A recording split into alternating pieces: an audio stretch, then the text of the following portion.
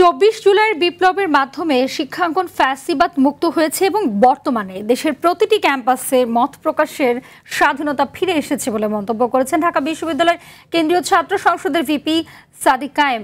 Barishal BM college ক্যাম্পাসে অনুষ্ঠিত meet with DUCSU VP শীর্ষক এক বিশেষ অনুষ্ঠানে তিনি এসব কথা বলেন। সাদিক কায়েম আরও বলেন, ভবিষ্যতে বাংলাদেশে কোনো চাঁদাবাজ বা দুর্নীতিবাজ নেতৃত্ব দিতে পারবে না।